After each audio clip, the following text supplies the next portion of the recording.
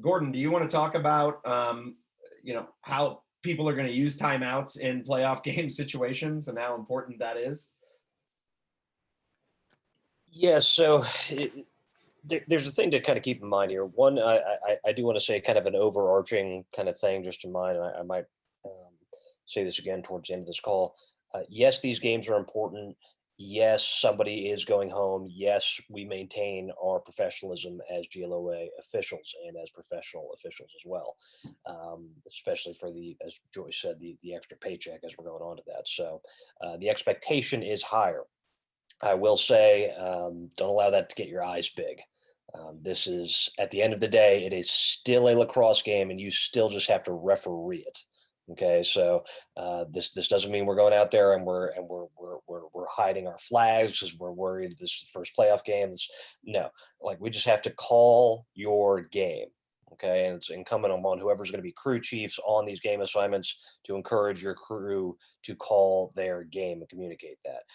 The probably big one that I do in all my games, but certainly leading into playoffs, is just a greater sense of timeout awareness, is knowing when a team is most likely to call a timeout. And then secondly, having the person on the crew in the best position to see or recognize that coach calling a timeout, seeing the timeout signal or hearing it. Usually in our 3-man games, it's going to be the trail, but sometimes he's busy and the single's going to have the angle on the coach as he's running down the field, yelling timeout, but signaling it, and the signal can come in and save the day. So the big thing here is just to recognize those critical. It's always really the last minute, 2-minute situations, maybe 4 at a stretch, in really any quarter, but certainly at the end of each half. And then you're always looking for, if it's 1 or 2 goal games and face-off battles have become tight as they were, you're looking also at a very potential quick timeout right off the possession on a face-off. So there are things you got to keep in mind on that one, especially, one other option would be a team is unexpectedly winning, right? As far as like what the books would say or what the bookies would have it. They may be trying to hold the ball a little bit, and if it gets loose and gets kicked around and they pick it up in a scrum, coach might burn a timeout in that scenario at like 8:50 in the fourth quarter. Those are kind of the weird ones there. You kind of got to judge the game on that one. But I encourage all of you guys, I like tapping my ear with my crew on that one. If Greg and Joyce and I are working, we're okay. Yeah, this is a time all 3 of us need to be aware about it, because on the trail, I really need to be aware about it. Yeah. So here's a video of, sort of a standard timeout. We've got, White's coming down with the ball, getting a little bit of trouble. They flip it back. They call a timeout. This is when the quarter's sort of, ending. So they're going to try to get this last shot here. And if you can see off in the right-hand side of the screen, I'll replay this, is me, and I'm doing this. And this means, hey, we're going to grab sticks. Okay, we're still doing stick checks here, right? So, be aware of the situation, be aware of the time, and we're going to talk about the mechanics. So again, this is me. If I'm doing this, it means we're going to grab sticks. I'm just reminding my crew what's going on.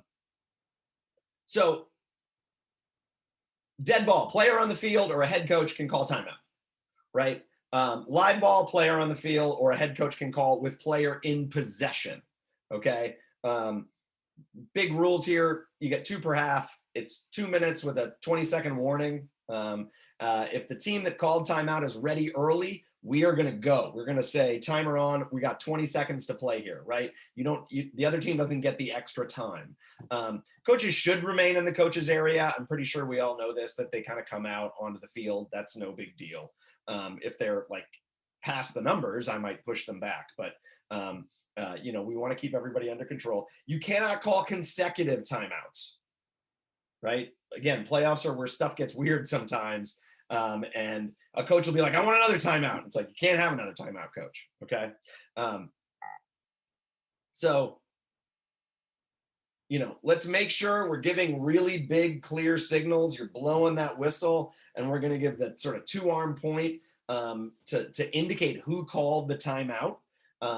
This is a time where we're going to paying attention to our watches and paying attention to our timers. If you've got one of those timers that does, 140 and 20, make sure that the trail official has that. When it's ready to go, we should give the timer on signal to let people know. Again, we're not trying to get people in trouble here, but we got to keep the game moving along, right? We don't want to give one team an extra 30 seconds on a timeout and rush the other one. Just be consistent, okay? Let's make sure you talk to your table personnel. They're supposed to be keeping a record of timeouts, and we're supposed to be keeping a record of timeouts. If we disagree with the table, it's the referee that's going to be the final decider of these things. But this is something you got to rewriting this stuff down, on your scorecard. The biggest thing about timeouts, and in games like this where somebody's going home and sort of everything's on the line, is as those teams cross, we need to have somebody standing at the tee. That trail official needs to get to the tee and be watching those teams as they cross, because that's where stupid stuff will happen. Somebody will say something, somebody will throw a punch. The passion is running high during these games. And if we're there and practicing preventative officiating, we can keep this game moving. But if you're not used to dealing with a game that there's a lot of intensity and a lot of emotion, it can be a challenging experience, right? So you just have to make sure you're doing the things that we should normally be doing during a game, and really trying to let the players know that you're there and moving everybody along, okay? Once everybody's off in their own thing, that's the time when we're going to write on our scorecard. We're not going to write on our scorecard while teams are crossing. Okay. And again, you want to note the quarter and you want to note the time, and you should be talking about this. Hey, when did blue timeout 123? Blue's got 1, white's got 0. You want to be confirming that in your meetings, right? Official timeout. Harsh weather conditions, lightning, of course, we're going to suspend the game. High heat and humidity, water breaks. The weather's been great, so I don't think this is going to be a problem. Loss of player equipment, injured player, excessive blood, open wound. That is an official's timeout. If we think somebody has a concussion, right, new rule change this year, that is clearly an official's timeout. Yeah, and guys, to this point, if Greg, can you go back to Yeah. that there? These are two things, especially that coaches are going to have an issue with. So it pays to be preventative on this end in your communication. Loss of player equipment, right? Almost always it's the guy with the ball who got his shoe kicked off in the scrum or the glove checked off. We had a You Make the Call video about that earlier in the season. Go check that out. But generally it's not their fault that they became ill-equipped. We just stop play if it's that ball carrier, right? So I'd like to say this, or you can say some version of this, but officials timeout for equipment. White had possession. White retains possession. Just over communicate those things, because what's going to happen is you're going to call an equipment violation or equipment timeout, and the coach who's on the other team is going to think it's a violation, and he's going to be jumping up and down because they want that possession because it's the playoffs, and they're like, no. Just slow that stuff down, guys. The shoe came off. He had the ball. We have to kill it. It's going to stay this way. Then the second bit, the excessive blood, open wound, blood on a uniform. Be alert to this kind of stuff.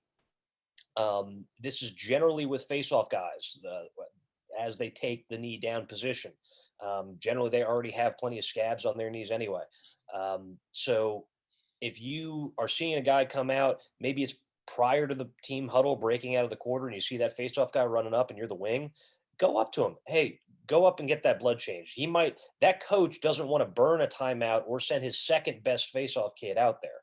If you can get that to him at the beginning of the 20 seconds or during that timeout or during that quarter break or halftime, because you were keeping your eyes alert for that kind of stuff, you prevent ever having an issue. And the coach is like, okay, he's not trying to like find me when the guy walks out to the X and he's got blood on it dripping down his shin, right? That's something where you can be alert for.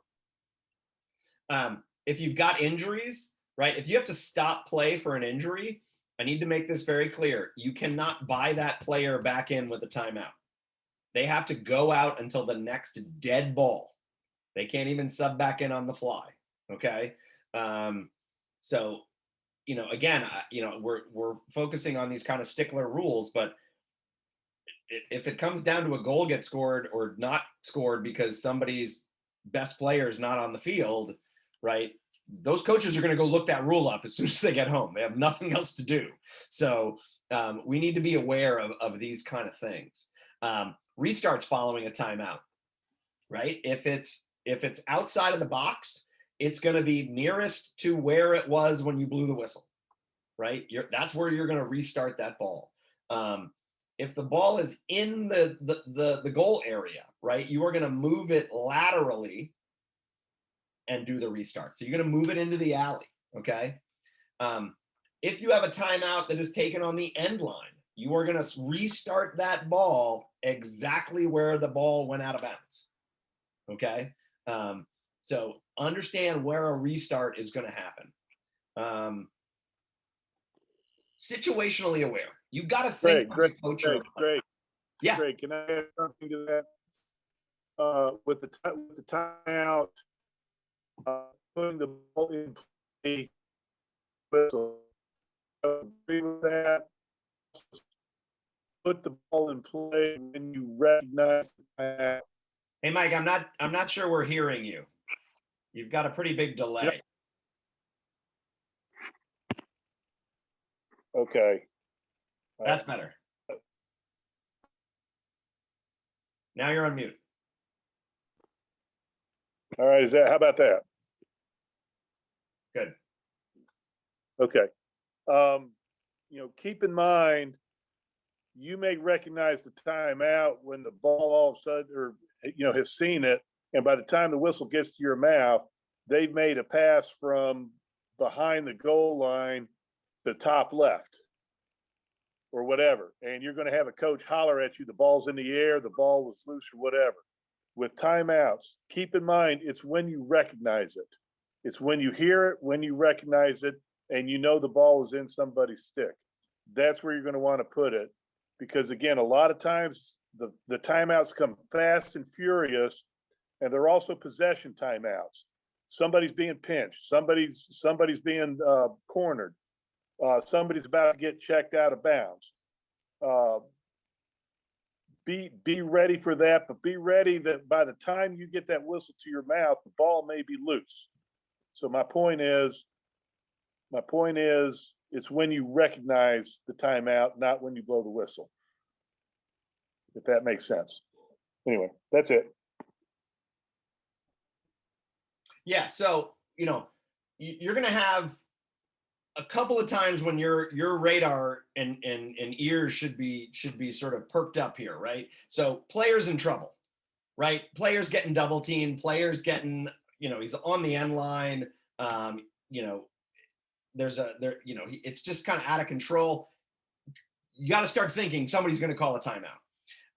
If you're in a 20-second count or a 10 count and you're down to 2-1, you should be listening for a timeout.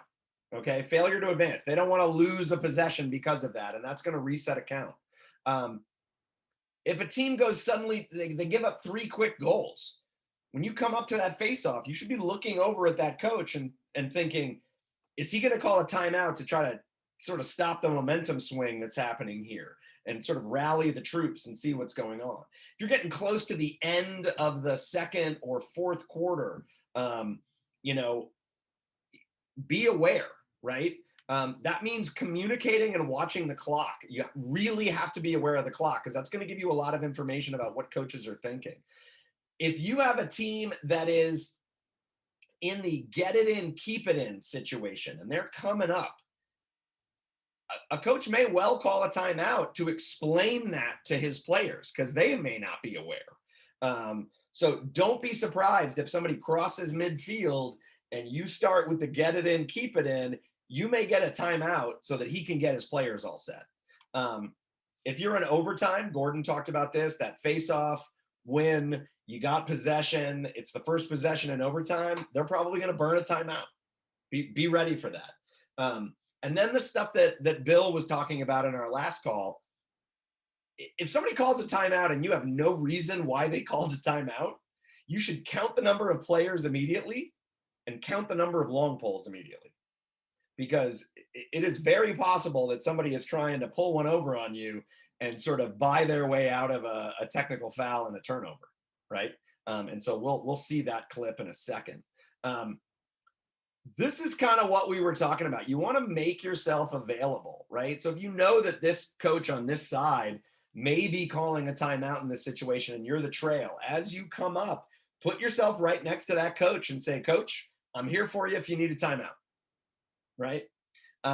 You may slide back into position and you're just officiating and you're looking at the clock and you're thinking, okay, maybe something crazy is going to happen. You may slide on back there and be like, Coach, I'm ready for you. Okay.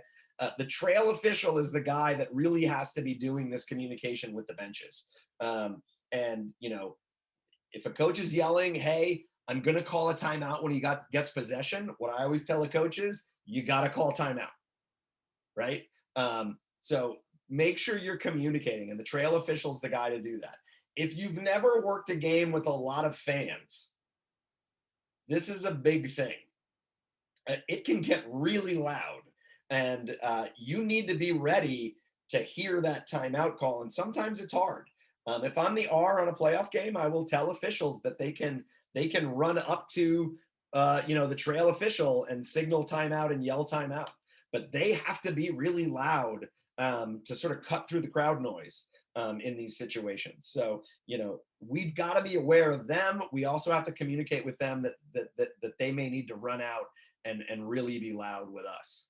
All right, so we're going to see a couple of clips and then we'll end up here. This is a player in trouble. So we'll sort of watch this clip here. So here he's doubled, and he's kind of running through the double team, and we get the timeout call, right? And we've got the trail right there listening to see what's going on. So, you know, if you're the trail official, we can watch this again. You see this kid on the sidelines pinned, you may start looking for, okay, coach, do I need to hear this? Okay, so here we've got a great job, you know, by the trail official here of listening to what's going on. Hold tight for that, Greg. This is just, again, a coaching point on this one, because this is where things happen. It goes back to what Greg says. Trail official does an excellent job recognizing this is a weird situation. Coach might burn one, and calls the thing. He's big enough with it. He's run down the field, showing that, hey, yeah, okay, yeah, we definitely have this. We definitely have this. Now, at the very end, he goes and takes his eyes completely off the players to pick up the ball that's right at his feet. The ball ain't going anywhere, gentlemen. Keep your eyes up.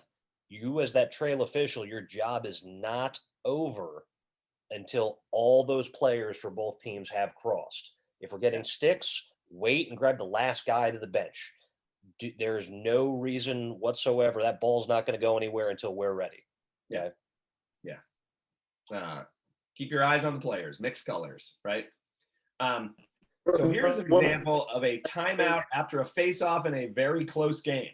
So this is, I think, Milton Alpharetta. This is, you know, kind of a 2-goal game in the end of the fourth quarter.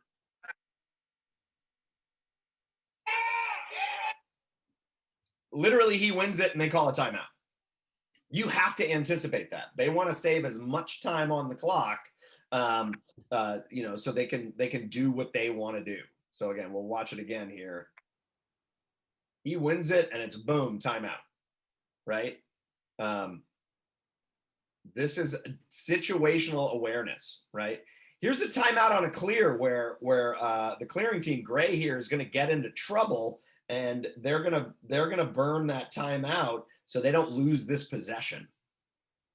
So you can see we got the count going here. He loses his feet, he gets doubled, and the coach is like, I've had enough of this. We're calling a timeout. Okay. And we got guys coming in where we got, you know, again, Single probably shouldn't bend down here, but you know, keep your eyes on those inmates. Wait till everybody goes to their bench and is in their huddle before we take our eyes off of anything. All right. This is one of those situations where Green is going to get possession of the ball momentarily. And it's what Mike was talking about earlier. It is they only need to have the ball in their possession for a second for that timeout to be valid. So watch the green player get into trouble here.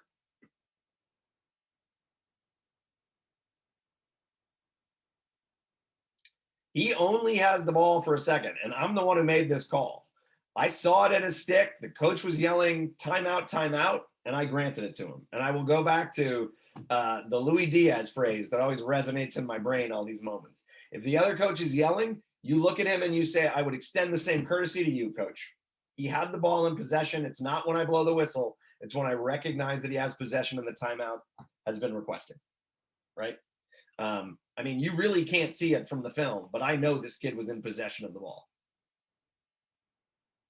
He picks it up right there, and then it comes out. Great timeout call by the coach, and you gotta be ready to recognize that, right?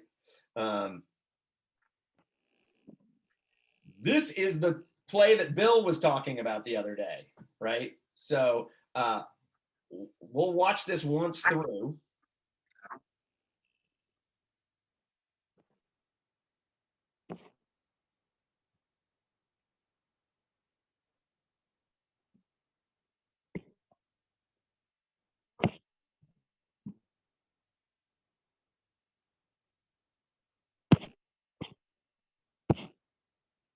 All right, so I'm going to show you this again. Watch number 2. He's going to be a midi right up here. He's the guy that recognizes they have too many players on the field. So, boom, we come over here. 1, 2, 3, 4, 5, 6, 7. Black is offsides here. Watch this guy over here. I guess it's number 3. He's running off the field now. Okay. These games, do not expect everybody to know what they're doing, right? Nerves will get the best of anybody. Players, coaches, officials. You're going to have kids that are trying really hard, and they might do things they might not necessarily do, right? They're going to be pretty amped up. So you're going to have offsides. You're going to have people subbing on the field when they shouldn't and then running back. We have to be counting all the time, right? In a 3-man crew, we should probably pick this up a little earlier, right? The lead should be counting, the single should be counting, okay? And so it's the trail that comes in here who counts and really picks this up. It's right here where we blow the whistle, right? And we realize 1, 2, 3, 4, 5, 6, and number 3 that ran off, right? If somebody calls a timeout and you don't know why, count players. The other thing too here is we need to count. We need to catch this before we restart play. We need to count this before, yeah. Because again, if they cover up the goalie, everyone should be covered. Yep.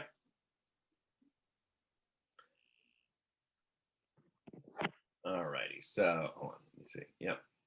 So this is a game that Stuart and Gordon and I did. And it's one of those situations where I think all 3 of us did our job really well. But it was very confusing. And, you know, Gordon does the most important job here of coming in and sort of straightening it out. So I'll run this play through. What's going to happen is the ball is going to be sort of tossed towards the end line coming back this way. And the coach is going to request a timeout as soon as that player picks it up. So I'll let it run through. This is in a 2-goal game late in the 4th quarter.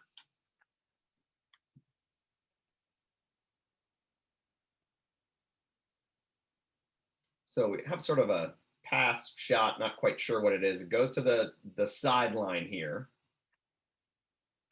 And the ball will be cleared, but this player will lose possession.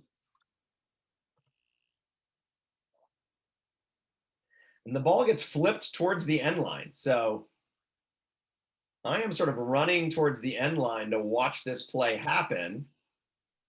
And if you notice, we have an official right over here waiting for the timeout. Right? He's right here waiting for White to call a timeout. Now, Here's the problem.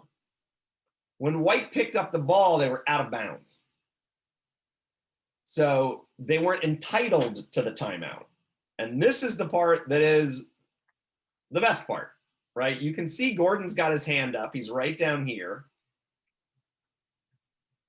He is going to ask, verbalize, did you have a possession of the ball? And I say no. And he's going to look over at Stewart and say, then we can't have a timeout. The ball is going the other way.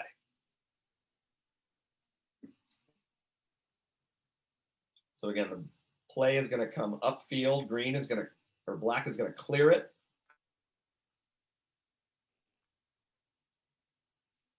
Ball gets flung upfield. We got two players in a race for the ball. Right as he picks it up, he's out of bounds. And again, I can't say this enough. The most important tool we have is our voices. This is a great time to really slow things down. Did you have a timeout? Yes. Did you have possession of the ball? No. Timeout is not granted. It is going to be gray ball going this way. Now, here's the thing on this one. Like Greg said, all three of us did the job we were supposed to do where we were at. And the thing is on this one is, and those who have been a part of my pre-games know this when I emphasize communication. If one official is confused, we assume all officials are confused. Because if we can't be on the same page, we can't have a prayer that both teams are on the same page. And what would happen, this is what can happen in this particular scenario. If I just ran up the field, or if Greg decided to turn the ball over because he knew it was out of bounds or whatnot, there's a lot of conflicting information going to both head coaches. There are a lot of players who are running onto the field and off of the field because it was a busted transition anyway. So now we've got a lot of potential extra bodies, and we're not 100% sure where it's going to go. If we restart ball to the blue team here, and it's an open field, they might have one cutting midi who's completely unguarded, which is a quick, easy tic-tac-toe fast break to the other side and a goal. And all of a sudden, the White coach goes, wait a minute, I just tried to call timeout that I was pretty sure I got a timeout for. All of a sudden, now it's a 3-goal game instead of a 2-goal game. What the heck just happened? And the blue team is like, oh, no, everything's fine. Go face off. We're cool, right? Slow stuff down if you are confused. This was the only one where I was just like, I really wasn't too sure what was going on. And so, all right, let's step into that bit of awkwardness and be like, Stuart, what's going on? Timeout. Okay. Greg, what happened? Okay, he's out of bounds. Players out of bounds, it will be blue ball. Coach, would you like your dead ball timeout? No? Okay, it's blue ball. This was an inadvertent whistle or whatever, or an early whistle for an out of bounds, however you want to call it. 20 seconds. I'm going to keep my hand in the air. I'm going to get myself to the 50. When I'm happy, I'm going to point to Greg. He's going to restart. We're going to move along. You have to embrace the fact that everyone's looking at you and cringing and expecting you to restart play. And you have to have the courage to not do that until all three officials are giving the ready signal. And the one guy who's ready for the restart is going to blow that thing in. Slow this stuff down. Communicate it. Yeah. Yeah. So again, I think, this is the, let me quit sharing here. These are the big moments in a game. Like these timeouts, they're really important, and they are going to use all of them unless, they're really crushing somebody. But if you're in a vaguely close game, assume that all teams are going to use all 4 timeouts. So it's really important that you keep a record. It's really important that you keep reminding coaches of how many timeouts they have, that you keep reminding each other of how many timeouts, and think about who's likely to call one. Right? Be situationally aware of what these coaches want to do, and let's make sure that we understand the most important thing is that we get it right. Right. That's all I got.